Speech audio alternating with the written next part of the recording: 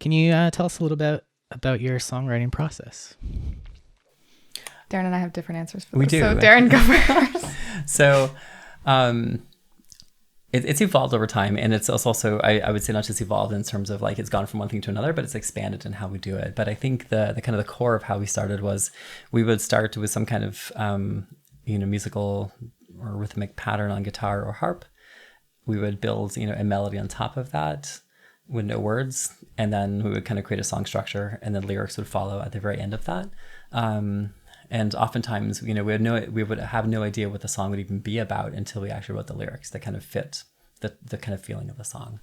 But yeah, I would say so. In terms of songwriting, I think it's probably worth saying that so Darren and I co-write almost all of our songs. It's quite rare that we have a song that one of us just kind of brings in, and usually at that point, the other person has a fair amount of input as well.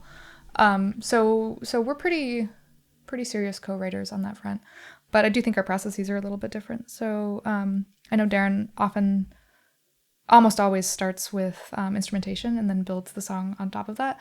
And I'm a little bit more lyric driven. I'm definitely informed by the instrumentation as well, and sort of by melodic patterns that we're starting to pick out. But I feel like I'm constantly I have a phone full of lyric snippets and voice memos of me walking down the street looking like a crazy person, singing into my phone, something that's half thought out. So yeah, I would say we have different processes, and I think each song honestly has a bit of a different process too. So. No, definitely so. And I would say to kind of add on to that too, I would say the majority of our songs have come from us leaving the city and going away to some beautiful place on the water or in the middle of nowhere, and having that be the inspiration. That's been a key, I think, part of a lot of our songs. Not every song, but a lot of them. Yeah, I mean, there's something to be said for creative space. Yeah. You mentioned water. There seems to be a lot of recurring themes in a lot of your songs, like water, Greek mythology. Just lit. Look at the album covers here. What can you tell us about that? It's interesting. I mean, there's potentially lots of explanations why, but I mean, I think we live in a very lush place, both in terms of the water around us and the water that falls, and just the environment. And we live in a coastal temperate rainforest, and I do think that has influenced a lot of the music that we write. Not just the places we go to, but just it's almost like the environments and the ecosystem and the climate actually in some way help us formulate and helps drives these songs and the lyrics and the feeling to them, especially more so the feeling, not always the lyrics. I'm gonna chime in with just a quote that will be my only comment on that, which is that the cure for all things is salt water, sweat, tears, or the sea. Yeah. All right. Robbie's don't know how to do it. Damn, stumped. Who did you bring in here? Please leave. I will say there's also literary inspiration too. Yes. That has been another key factor if we're to look at all the main factors driving our music. The Darren and I both read a lot. Literary and mythological factors have driven a number of songs. Yeah. Didn't one of the songs on your new album came from opening up a book or something? Oh yeah, the Yeah. roses. So actually, so this is good credit where credit is due. Our song "The Roses" actually is what fed into the title for the new album, which is "What I Was and More," which is a line from. There's a spoken word section at the beginning and the end of the song, and the title is a line from that poem. The poem was written by a St. Vincent Millay, and the moment that Robbie is referring to is as we were sort of getting ready to finish this album, we were just essentially trying to tighten up what we thought would be our last few songs. We went on a songwriting retreat, and we were just kind of noodling around, and Darren was playing something on the keyboard on its Rhodes setting, and it was this kind of really cool electric piano. Kind of ethereal, kind of And it was something that actually came from something that was in my mind. I was whistling. Yeah. I often like to whistle something right? And so I whistle something, and I had this melody in my head, and I put it on keyboards and this electric piano setting. Yeah, and it just sounded, for some reason, so it actually reminded me of Lana Del Rey's spoken word section of Burnt Norton, which is one of my favorite poems. So I love that.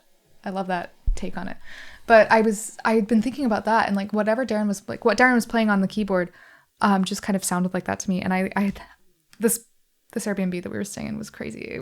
These people were such poetry fanatics. Like they had such a good collection of like older poets, like contemporary poets, just classic, like everything. It was great.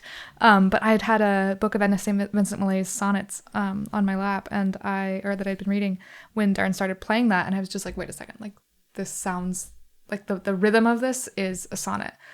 So I just like pretty much opened the book to a poem because Darren was playing and I wanted to catch it, and just like read this poem, and that is the poem that is now in the song. So yes. And sorry, what was the title of the poem? I haven't been able to find it, which is weird. We've talked to the Edna St. Vincent Millay Society. Like, I don't know that it actually has a title, but because a lot of sonnets either have a number, but like for this or a title, but this one, the number has varied based on the books it's been published in, which gets a little tricky. But it starts out with "Say what you will" and "Scratch my heart to find." And ends in the first part of it, at least, and what it was and more. I tell you, I am what I was and more. Dramatic pause. Foreshadowing. All right.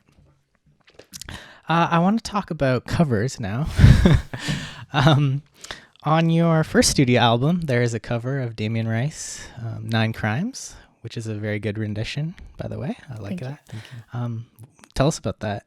How did that come to be? Darren and I don't play a lot of covers, actually. We know very few covers, partially because, as Darren was referencing earlier, we have like kind of eclectic musical backgrounds, and oftentimes, like Darren and I have a sort of body of songs that we both really know and love, but like beyond that, like there is no guarantee that I know the same song that Darren knows and vice versa. So it makes it a little hard sometimes when people are just like, play the whatever song. Yeah, but we also like don't intentionally practice cover songs. Like once in a while we'll pick up a song and like, oh, like we'll try this, and it's like, oh, that sounds kind of cool. I like doing covers more than Darren does, but it can be fun. It can be fun, but we just haven't like locked many in except for two. We have two cover songs that we know how to play. Yeah. And I think Damien Rice is definitely a big musical influence for both of us, and that was kind of the first cover maybe not. I think If You Want Me was actually by the Swell Season. Yeah. But yeah, so it was just a song that kind of stuck with us, and we started playing out for a show, I think early on. And it's become we kind of made it our own in ways that I really like. And it's become kind of a standing favorite. So. I must confess I had never heard of Damien Rice before you guys, but you're welcome. I am now a fan. Yes, thank you. So is there a song that you would like to cover in the future, or? There's a lot, actually. Yeah. Like Beth has a list of probably like dozens of songs actually that she wants to cover. Not wrong. And we have done a couple. We actually did a cover of the Civil Wars. We actually did a cover of Simmel, Fear of the Water. So there have been a couple that we've done and have actually performed, I think just maybe once or twice. But yeah, there's a big list.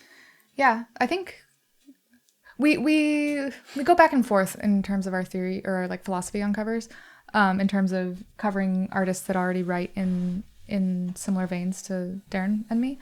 And then, like, I really love the idea of, like, covering songs that are completely, like, different genres. Like a hip-hop song or pop song. Or, yeah, I think, like, that idea is definitely alive and well. I think it's just finding the right song.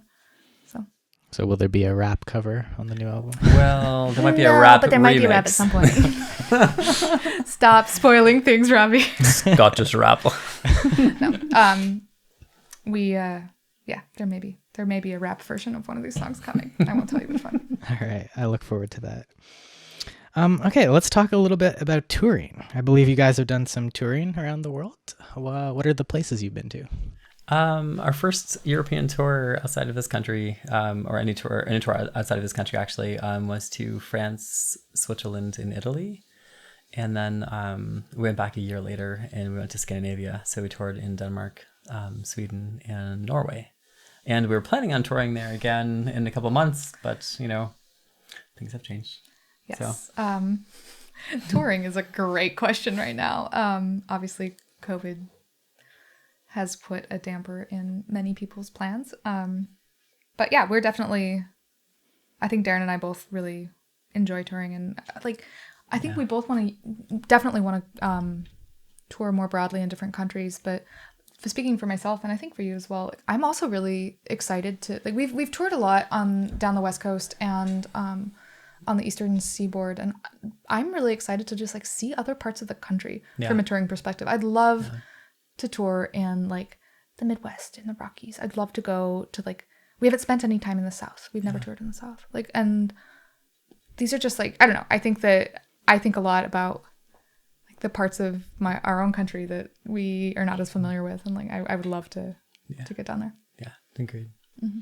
I was going to ask you, what's one place that you haven't toured that you would like to? It sounds like your own country. Well, my own country, exactly. We've also talked about Australia, New Zealand, doing a tour in those two countries. That was a possibility, still is a possibility. I think we're just going to have to, you know, kind of wait a little bit until things change. And we've talked about some other regions of the world as well. Yeah. I think New Zealand right now is like COVID free. So yeah, but we're not. But we're not. Yeah, you can't get They're there. like, no, please don't come. They may be a great place to tour right now, but will they let us come? Nope. Probably not. Probably not. No. All right.